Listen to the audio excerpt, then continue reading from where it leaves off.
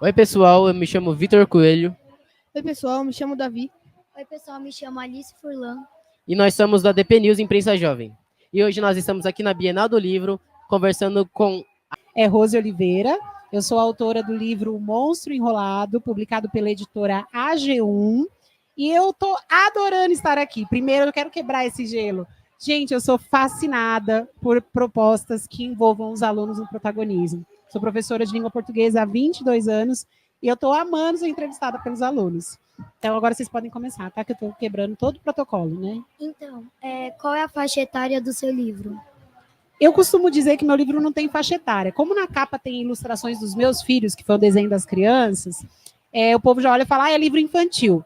Mas nós, desde que nascemos, sentimos emoções e até morrermos, sentiremos emoções. Depois, aí também não posso dizer que eu nunca morri. Mas, então, o meu livro é para todas as idades.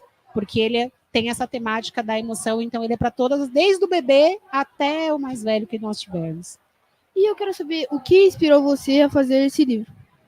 Então, o livro O Monstro das Cores de Ana Lenas era um dos livros do portfólio dos meus filhos, do acervo dos meus filhos. Vale ressaltar que minha filha Sofia hoje está com 9 anos, o Matheus está com 7 e o Heitor está com 4 anos e faz 5 mês que vem. Mas, quando eu chegava em casa pilhada do trabalho, eu estava trabalhando como diretora de escola, meus filhos sempre pediam, os dias que eu estava mais estressada, para eu ler aquele livro. E aí, na quinta leitura, eu consegui perceber que eles entenderam que quando eu começava a identificar as minhas emoções e colocar cada uma no seu lugar, eu me acalmava e deixava de ser a mãe pilhada, estressada, e começava a ser a mãe que estava com saudade deles, que queria abraçar eles, que queria estar com eles. E aí, aquele livro me ajudou muito, foi um bálsamo na minha vida. Então, eu falei, vou adaptar esse livro num espetáculo teatral. Então, Ficou sem graça só no teatro. Ai, desculpa, eu falo demais, mas depois você pode me interromper se quiser também. Mas eu fiz esse teatro e depois eu compus 6 músicas para compor esse espetáculo teatral. E eu falei, putz, mas falta um livro, porque eu acrescentei muitos dos gatilhos que trazem a raiva, a tristeza, a alegria para os meus alunos, para os professores. Então eu falei, eu vou ter que fazer o meu livro. Então, como eu não podia colocar o Monstro das Cores de novo, porque o Monstro das Cores é da Ana, então eu fiz o Monstro Enrolado, porque quando a gente está com as emoções bagunçadas, a sensação que a gente tem é que a gente está embaraçado no novelo de lã. E como você se referiu à sua filha, você acha que a leitura, por exemplo, antes de dormir, ajuda a unir o laço familiar? Eu falo que é um dos laços mais poderosos, né? Tem pais muito equivocados que acham que eu vou dar um celular para o meu filho, eu vou fazer ele feliz. Eu vou dar um videogame para ele, ele vai ser um cara feliz. Vou levar ele no shopping para ficar naqueles parques que custam uma fortuna e ele vai ser feliz. Não. O teu filho vai ser feliz, pai, quando você sentar e ler uma história para ele. A hora que você descobrir a potência que um livro tem, você vai transformar a sua relação com seus filhos. Então, eu sou suspeita, gente, sou apaixonada por livros. E conte um pouco mais pra gente como que é seu livro, a história do seu livro. Então, a história é bem curtinha, depois eu vou trazer que eu estava vindo com um e acabei vendendo no caminho, mas tudo bem. Ele traz, é um texto curto, eu destaco as ideias centrais, as palavras-chave que auxiliam também tanto a criança quanto o adulto na interpretação de texto. Nós temos as ilustrações dos meus filhos e nós temos um espaço também para o leitor desenhar o seu monstro. E aí ele pode marcar a gente nas redes sociais e na nossa segunda edição, que vai sair em janeiro de 2025, nós vamos colocar os desenhos das crianças, dos adultos, dos leitores, né?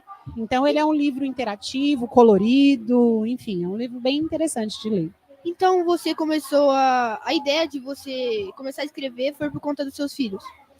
Sim, na verdade foi por conta de mim também, né? Que meus filhos eram a minha cura através de um livro. Porque a gente não...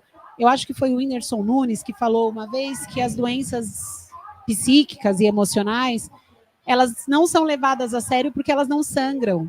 Então, quando a gente corta um braço, meu Deus, meu cachorro se cortou, eu fiquei desesperada aqui ontem, até que o veterinário me desse notícia. Quando a gente quebra um osso, o dedo fica torto, né? Só que quando a gente está com o coração ferido, as pessoas não conseguem enxergar. Então, eles me ajudaram através de um livro, e eu espero que o meu livro ajude outras pessoas a se curarem daquilo que é invisível. Então, desde criança, você queria ser escritora? Eu sou apaixonada por ler e escrever desde sempre. Eu recebi meu primeiro diário assim que eu me alfabetizei. A minha tia Rosana me deu meu diário. Eu tinha 7 anos de idade e eu escrevia todo o meu dia a dia. Isso vai ser matéria para um próximo livro, que eu vou trazer as minhas vivências de criança, de adolescência e também da fase adulta. Então, eu acho que é muito importante escrever. E o livro é um sonho, com certeza. E você acha que a leitura ajuda o jovem a sair da internet? Como você deu o exemplo da sua tia, que te deu um diário, né? Sim. Quando você era criança, isso te incentivou a ser uma escritora hoje em dia, né?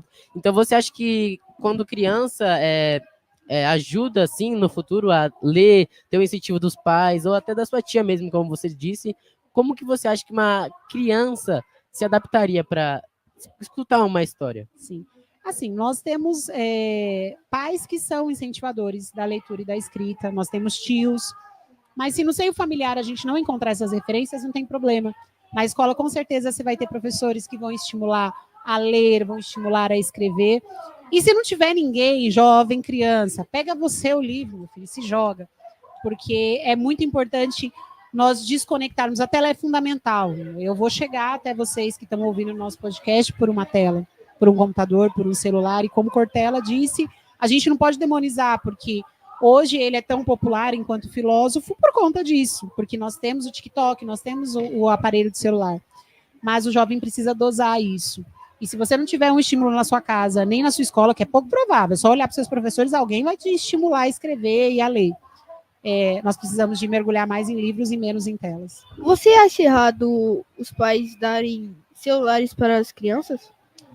Desde pequena? Olha, minha filha mais velha tem 9 anos, eu não pretendo dar um celular tão cedo para ela, porque eu encaro o celular como uma ferramenta de trabalho para mim. Então, eu acho que a criança não tem que trabalhar. Eu acho que a criança tem que viver. Falta muito isso, a gente olhar no olho do outro, a gente sentir o outro, a gente viver com o outro. Então, mais importante que um celular é dar um livro para a criança. Se ela tiver bastante livro, uma vivência legal, aí você dá um celular, dá tudo certo. E por último, a última pergunta para finalizar esse podcast. Você daria alguma dica para algum novo escritor que queria entrar nesse novo mundo de leitura? Qual a dica que você daria?